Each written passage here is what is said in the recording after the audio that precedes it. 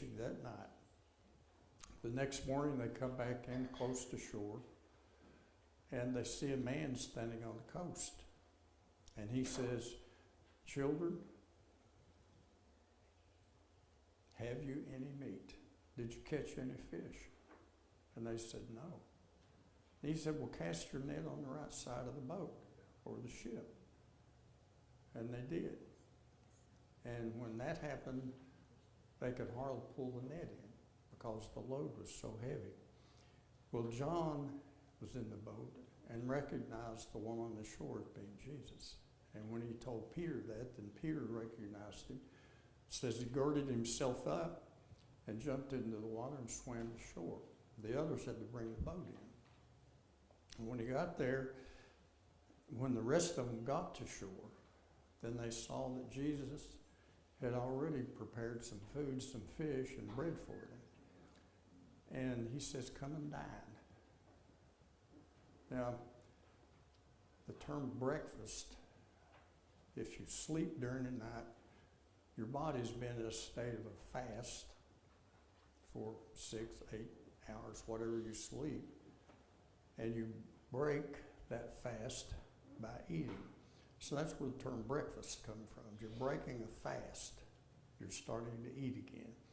So they began to eat. And when they finished is where our lesson begins today.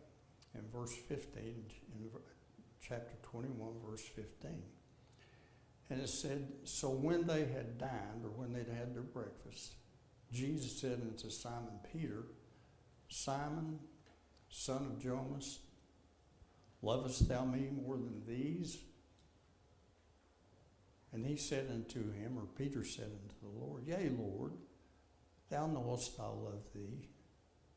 And he said unto him, "Feed my lambs." So now Jesus asks Peter, they've just finished eating. The others are around there too. And he looks at Peter and he says, "Peter, son of Jonas," singled him out pretty well. "Lovest thou me more than these?" Now you can take that two different ways. He's asking Peter, "Do you love me more than these disciples around here? Do you love me more than these other disciples? Or is your love for me greater than the disciples, the others, the other apostles that are here, more than they love me?" So either way, the answer would have been the same what Peter gave him. He says, and he said unto him, "Yea, Lord," or "Yes, Lord, thou knowest that I love thee." And Jesus said unto him, "Feed my lambs." Now, lambs are what? It's just young sheep. You can interpret that two different ways too. He said, "Peter, take care of the young ones." That could either mean children, take care of the children, or newly converted Christians. They're the young ones. They're the new to the flock. So you're going to have to pay special attention to them. Spend a little bit more time with them. Feed them. Teach them. Let them know about me. So take care of my lambs. Feed my lambs. Feed the young ones. Feed the young Christians, or either feed the children to us. Verse 16. He said to him again, or Jesus said to Peter the second time, "Simon, son of Jonas, lovest thou me?" He didn't say more than these this time. He said, "Lovest thou me?" Singled himself out. Just Jonas. And Peter said, and he said unto him, "Yea, Lord, thou knowest that I love thee." And he saith unto him, "Feed my sheep." Now, there's the Greeks have different words. We use the word love. And the Greeks had about 4 or 5 different words describing, where we just use the one single word love. They had 5 words describing different types of love. And when Jesus asked Peter, do you love me? The question was, that particular love question was what's called agape love, or a sacrificial love without measure, a love beyond anything, that he loves you unconditionally. Peter answered back with, yes, Lord, I love you. But it was with a different word describing love. It was with the word that was used to mean like a brotherly love. Yes, Lord, I love you. And the same thing here again, but Jesus asked him again and used the term love, the agape love. Peter answered him again back, yes, Lord, I love you, but it is with the term meaning brotherly love again. And he also said, feed my sheep. Not lambs this time, but feed my sheep. And there's also different words describing the term feed. It could mean feed by actual feeding them, or tend to or care for my lambs. When he's addressing Peter, they say, feed my sheep, or tend to my lambs, or tend to the flock. He's saying, I'm trusting you, the ones that God has given me here, the ones that are following me. I'm entrusting back now to you. I want you to take care of them. I want you to be the shepherd of the flock that I'm leaving. So he's telling Peter, I want you to take care of the little ones, the young ones, nurture them, but I also want you to take the flock together, to keep them organized. Watch out for them. If you see them straying off, go pull them back in. Take care of the herd or the flock together. Verse 17. And he said unto him the third time, Jesus says to Peter, son of Jonas, lovest thou me? Peter was grieved because he said unto him the third time, lovest thou me? And said unto him, Lord, thou knowest all things. Thou knowest that I love thee. And Jesus said unto him, feed my sheep. This time, the term that Jesus used when he said, lovest thou me, it was with the term love, a philo love, like the brotherly love. I don't know if he's thinking that Peter has not got to the point of an unconditional love or what, but he addresses him now with the same type of love that Peter had been answering him back, and Peter answered again, Lord, you know everything. Without me even answering you, you know that I love you. And it says he was grieved. But now remember what Peter had done. He publicly denied the word 3 times. And Jesus in turn has asked him publicly, do you love me? He wanted a response from Peter. Yes, Lord, you know I love you. But he's wanting Peter to verbally, orally, publicly say, yes, Lord, I love you. Covered 3 different times he denied him before. So again, Peter answered back, you know that I love you, Lord. And again, Jesus says, feed my sheep. And that meaning, I have entrusted you with, I'm leaving. I am giving you the authority to watch over the flock. And that's the church, the early church. So Peter was really left in charge of the early church, what Jesus had started in his ministry here on earth.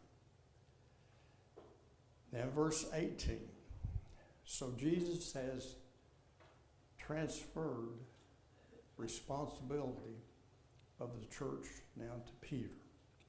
So he's put a heavy burden on Peter. And I'm sure Peter's feeling the load too.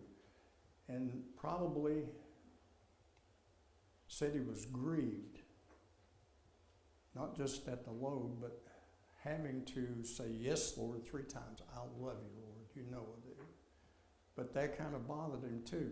But I guess when he realized probably why the Lord had done it, then he realized why and could justify it within himself why the Lord wanted publicly a response back from him. Verse 18 says, verily, verily, I say unto thee, Jesus talking to Peter again, when thou wast young, thou girdest thyself and walkest whither thou wouldst. When you were a young person, strong, you could take care of yourself. You could go where you wanted to, do what you wanted to do. But when thou shalt be old, thou shalt stretch forth thy hands, and another shall gird thee, and carry thee whither thou wouldst not. In verse 19 it says, this spake here, this Jesus said, signifying by what death he should glorify God, or what death Peter should undergo to glorify God. And when he had spoken this, he said unto him, follow me. Follow me.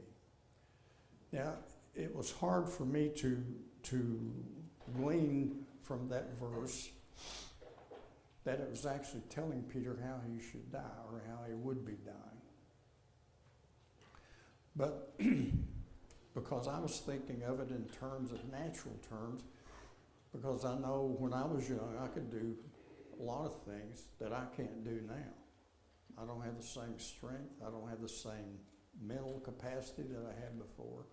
I cannot act and do like I did when I was much younger. And I was taking it in a natural sense.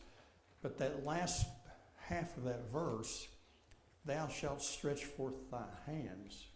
And he's talking about it. They will take you and stretch forth your hands, and another shall gird thee, or they will tie you, and it says, and carry thee whither thou wouldst not. They will take you somewhere you would not want to be, or that you would want to go. And that is in reference to them crucifying Peter.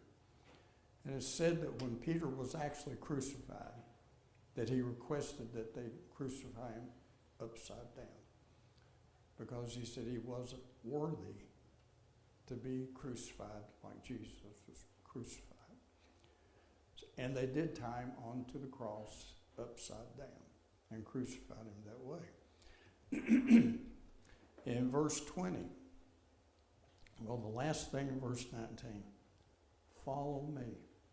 Jesus was telling Peter right up to the very end, you follow me. I went to the cross, you'll be going to the cross too, but follow me. Stay true. In verse 20, now Peter has already been given the assignment of taking care of the church, watching after the church, keeping the flock together. And now he's more or less been told what his end is going to be. So he is carrying a double load, or double burden. And in verse 20 it says, then Peter, turning about, seeth the disciple whom Jesus loved following. So he turns around and he sees John behind him. Goes on to further describe John as the one which also leaned on his breast at supper, the Last Supper, and said, Lord, which is he that betrayeth thee? And Peter, verse 21, Peter seeing him, or seeing John, said unto Jesus, Lord, and what shall this man do? Lord, you've left me in charge of the church. You've told me I'm going to be crucified. He turns around and sees John. How about John, Lord? What responsibility is John going to have? What's going to happen to John? And Jesus' reply to that was verse 22. And Jesus said unto him, and to Peter, if I will that he tarry till I come, what is that to thee? follow thou me. Well, Peter, even if I allow John to live until my second coming, what's that to you? That's between John and the Father, or John and me, Jesus. What I'm talking about now, Peter, is what's between you, Peter, and me, Jesus. And he goes on, he says, follow thou me. Doesn't matter what's going to happen to John, but what's going to happen to you. Follow thou me. This is it's a one-to-one. It's a personal thing. Verse 23. John heard what he said. He was close enough to him. But the other 5 were there, and they may have not heard it exactly what Jesus said, because in verse 23 it says, then went this saying abroad among the brethren, that the disciple John should not die. Yet Jesus said not unto him, or to John, or to Peter, he shall not die, but if I will that he tarry till I come, what is that to thee? So John is correcting. Now John's the one who wrote this. John was right behind him. He heard what he said, what Jesus had said to Peter. And he didn't say he's going to live forever. He just said, if I were to say he could still be alive until my second coming. If. He didn't say he's going to stay alive all that time. But they misunderstood it, and it said this went abroad, or among the brethren, that Jesus said, well, John's going to live till I come back again. Incorrect.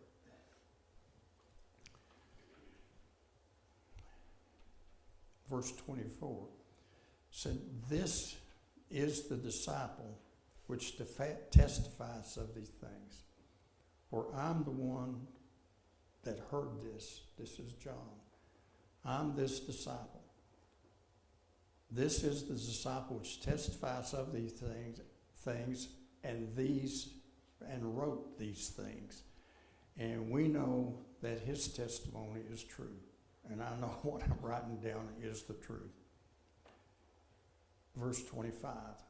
And there are also many, many other things which Jesus did, the which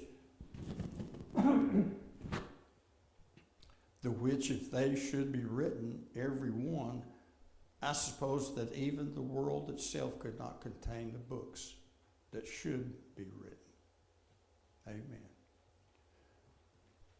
So now, Jesus, in dealing with Peter, same holds true with us today. When Jesus deals with us, he is dealing with us one-on-one. What he tells me to do may not tell you to do. What he tells me not to do may be okay for you to do it. But it's like he was here. But Peter was feeling the weight of the responsibility he just accepted. He found out he's probably going to be crucified, or would be crucified. And then he turns around and sees John, and who remembers John, the one who laid upon Jesus' chest there at the Last Supper. It seemed like John was the pick of the litter, like John had it easy, the whole thing. And he's wondering, well, if I'm going to have to do all this, what's this disciple going to have to do? What's this apostle going to do? What's his responsibility going to be? It's not that way. Jesus said to him, what's that to you? That's between the Father and John, or me and John. Has nothing to do with Peter and Jesus. It's one-to-one. Same with us today. What he expects of one, he may not expect that of the other. Jesus knows the heart of each individual. Jesus knows the capabilities of each individual. Jesus knows what we can or cannot do. Says you won't burden us down with more than we can do. And that's what it is. He knows us. And we don't know everyone else like Jesus knows them. So in dealing with that, it says Jesus restores Peter to service. In bringing Peter, I think that he was doing something for Peter that Peter realized really within himself that he needed. He needed the air cleared between him and Jesus to make him feel like he was back where he was once before. And that's what I think Jesus did this to Peter for. 3 different times he had denied Christ publicly, openly. No, I don't know him. I'm not a part of that group. And he told Peter then, or at this particular time, 3 different times, verbally, he wanted to hear Peter say, you know I love you. I'll still be with you. And I think Peter is saying this when it says Peter answers with a different type of love, not the sacrificial love, but the brotherly love. And maybe Peter was feeling that caution within him. He knew how he had bragged before that he would never turn his back on Jesus, but that's what he did. He turned his back on Jesus. And when he answered with the love, the brotherly love, he still probably had the doubt within his mind. The fleshly part of Peter was saying, you know what you did before? Turn your back on him. And Peter was just hesitant, maybe. Maybe the devil putting the doubt in Peter's mind. But I think Jesus did that in order to bring Peter back, to let him know that Jesus loved him. And he would not have placed Peter with that responsibility if he did not love him and trust him enough to give him that responsibility. So sometimes we may be placed in a position that we feel like we shouldn't have been placed in, but once we work our way through it, then we know we're stronger because of it. That we have maybe a closer walk, that we're stronger spiritually than we were before, that we're doing what God wanted us to do, that he needed us to do that to make us feel equipped or better responsible to do that. Any comments or any questions?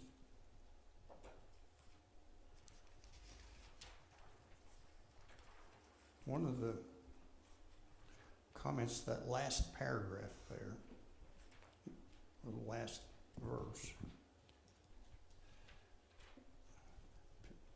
and John was talking about the recording of everything that Jesus did. In my commentary part here, it says the Gospels, or the 4 Gospels, record only a small sampling of what Jesus actually did. Jesus' 3 years of public ministry probably spanned more than 1,000 days. Yet the Gospels record probably no more than 50 days in the life of Jesus. When we take into account the events at all the unrecorded days of his ministry, we can understand how the world could not contain all the books needed to record what he did. So in all the Bibles that we have, that covers about 50 days of actually ministry that each individual apostle had seen. Those 4 were not apostles. Luke wasn't an apostle, but in the 4 Gospels. But if you took everything, all the people that Jesus touched along the way that he was going, the miracles that he did that weren't recorded, and the things that he said, then it probably, the books couldn't really contain everything he did, because out of 1,000 days of active ministry, only about 50 days of it was recorded. So a lot of Jesus' life that's not accounted for in the book. Brother Larry, I think this passage tells us, if we read into it,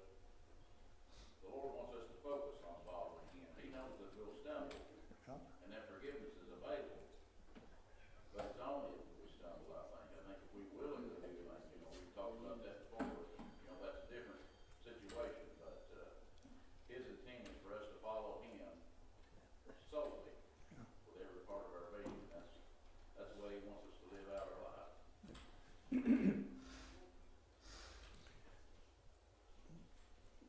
Peter, when he denied Jesus the 3 times, Peter was fearful for his life at that time.